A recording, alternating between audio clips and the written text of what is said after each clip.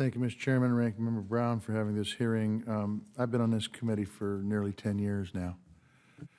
You have done something that has never happened in the last 10 years and united this committee on a major topic, and not in a good way. Credit card accounts were opened.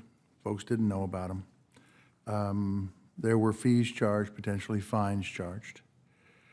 And if customers were unaware that these accounts were opened up, there must have been many instances, since there were 2 million accounts opened up, that negative information was sent to credit bureaus. Is that accurate? The part that's accurate is there's 565,000 credit cards that were opened up that were never activated.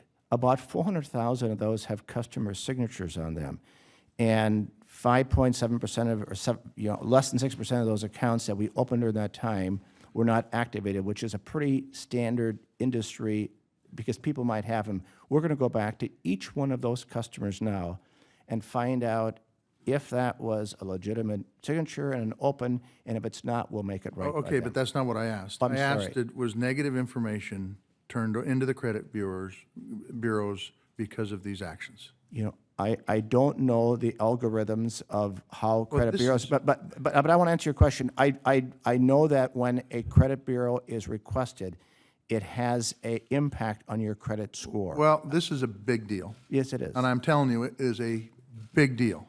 I could ask you for the age breakdown on these 2 million accounts that were opened up, but I am telling you that if information was sent into the credit bureaus because of these falsely opened accounts, the impacts on this are far, far, far more than the fees or fines that could be associated with that. What is Wells Fargo doing about that? Yeah, Senator, or did that information not get reported to the credit bureaus? well, when we pull a credit, Just ask me. Just tell me. Did the information, if there was fees and fines involved and the credit bureaus requested it, or even if they didn't, did that information get forwarded to the credit bureaus?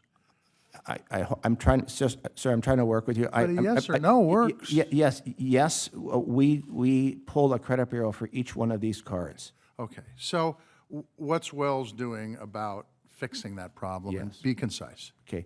We are calling each credit card customer to find out if this truly was a card they wanted. Okay. If they want it, we don't want to take away their credit. If they did not want it, we're going to go back and make sure that it's made right by the credit bureau and made right by the customer. And what's the time frame for that? We already started that process. Okay. So now this took 5 years. It's been documented. 2011, maybe even started before that, but 2011 till fairly recently.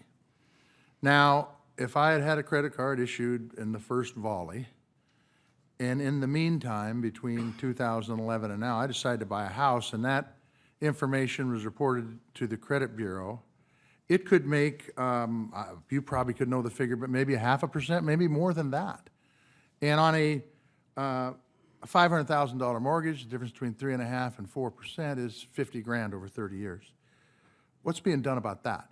We will look at each one of those and determine what. So you're going to go back in and find out, even if they didn't do business through Wells, if they bought a house and what Wells did impacted their credit rating, you're going to go back and find those folks? I'm going to go back. We've committed to go back to all of our credit card customers and find out. Okay, what about the ones that got, you've refunded all their fines, you've refunded all their fees, you've went back to credit bureau and reestablished their credit rating as of today. What about the folks that may have bought a house through Chase and got a higher interest rate because of it? How are you going to find those folks? You know, we're working on that. I've told our people, go back and make it right. And I can, as we start going through that, I'm happy to have our team come back and report to you how we're working on Well, that. I think it's really important that you understand that this is a big deal. I mean, it's a big deal. It is. And I know you feel bad about it. We feel bad about it.